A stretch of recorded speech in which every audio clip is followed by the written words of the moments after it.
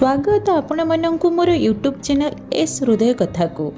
एही वर्ष शारदीय नवरात्रि रे माँ दुर्गा केउथिरे बसी आसीबे गला बेले केउथिरे बसी विदाय नेबे आसंतु से विषय जानिबा।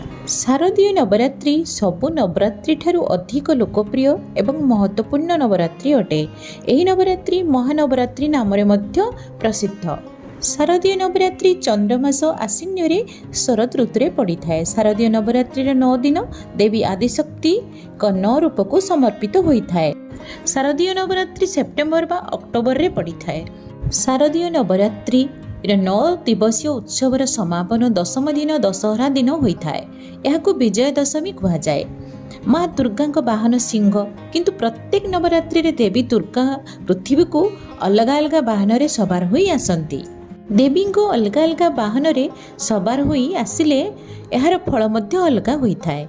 शारदीय नवरात्रि 2024 रे माँ दुर्गा पालिंकी बा डोली रे बसी आसिबे। एही वर्ष नवरात्रि 3 अक्टोबर गुरुवार दिन आरंभ हेबो।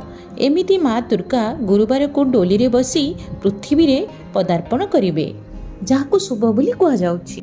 माँ जेबे पालिंकी बा डोली रे बसी आसंती तो महामारी रो भय थाए।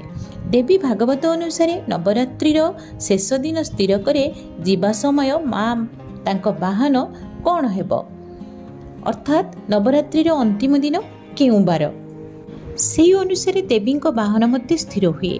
एही वर्ष शारदीय नवरात्रिर अंतिम दिन शनिवार को पड़ी। एमितिरे कुक्कुट बा कुकुड़ा उपरे सवार होई माँ विदाय नेबे। कुक्कुट उपरे माँ विदाय हेले दुख कष्ट वृद्धि हेबो बोली विश्वास करा जाए। आशा करूची ए वीडियोटी मोर आपण मानकु निश्चय भल लागिथिबो। जदि भल लागि थाए वीडियोटी को जल्दी जल्दी लाइक कर दियंतु। कमेंट रे जय माँ दुर्गा लिखिबा को बिल्कुल भूलंतुनी। चैनल टी को सब्सक्राइब कर दियंतु। पुणी आ गोटे नुआ वीडियो नहीं बहुत जल्दी आसीबी। से पर्यंत जय माँ दुर्गा।